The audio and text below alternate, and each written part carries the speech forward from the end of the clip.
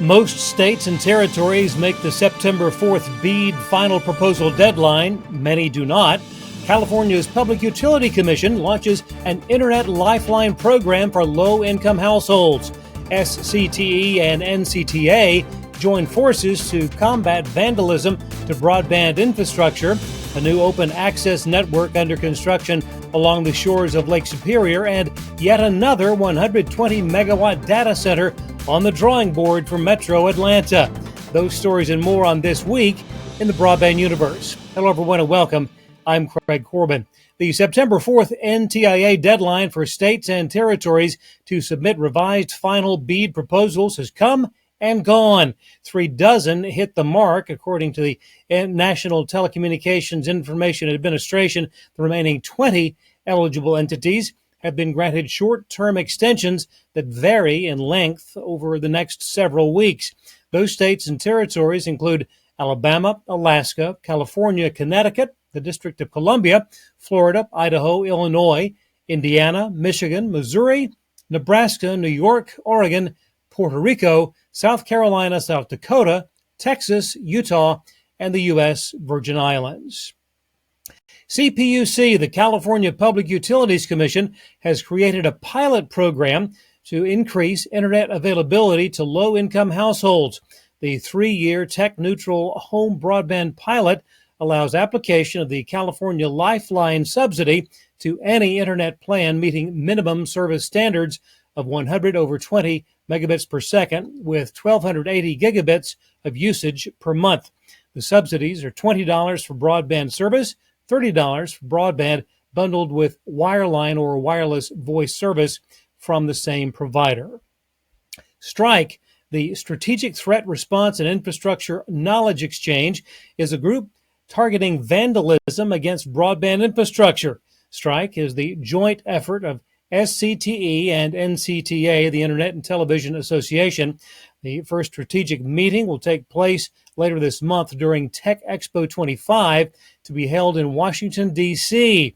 According to Maria Popo, the CEO of SCTE, upwards of 6,000 criminal acts of theft and vandalism against broadband infrastructure were documented between just June and December of 2024.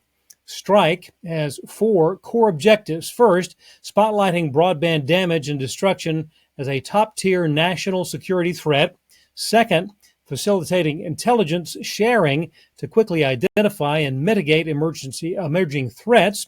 Thirdly, integrating policy advocacy, technical standards, and operational protocols into a cohesive national defense strategy. And finally, establishing clear, unified communication with government stakeholders.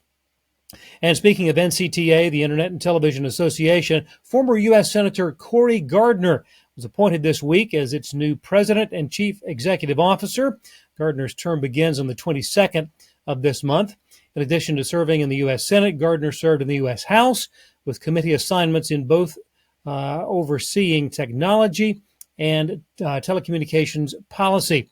He succeeds Michael Powell, former chair of the FCC, who served as NCTA's president and CEO for nearly 15 years.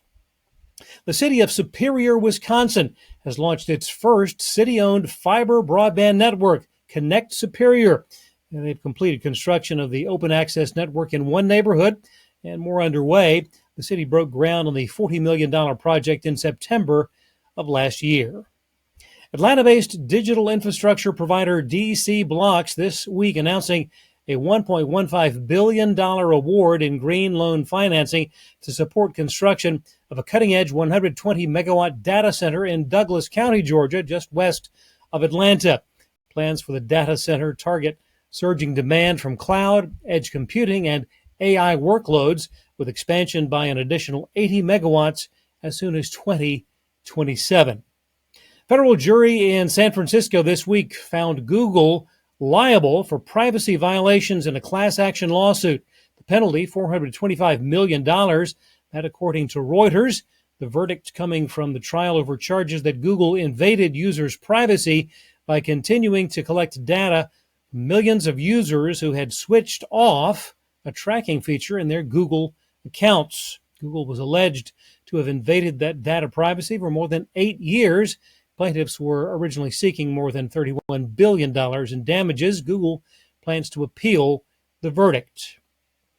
Deadline for comments to the FCC changes to disaster information reporting, October the 4th. Commission will reply by November the 3rd. DIRS collects information from communications providers, cable operators, phone companies, and broadcasters on the impact of severe weather and other natural disasters on their operations.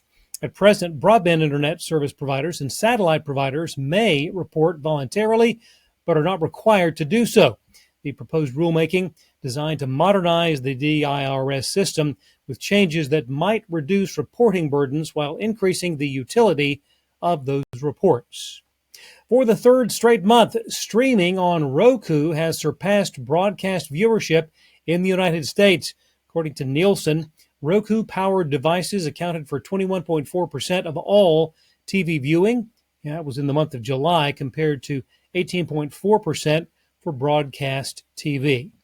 And finally, the new NFL season got underway this week. Looks like it will be a record breaker, at least for advertising revenue. NBC Universal has already sold 90% of its ad inventory for the entire season. And if you wanted to buy an ad for Super Bowl 60, scheduled for February the 8th, 2026, you're already too late. All Super Bowl ad inventory is gone. Can't wait to find out just how much a 30-second spot will cost for that one. Well, thanks for watching. We'll see you next time on This Week in the Broadband Universe.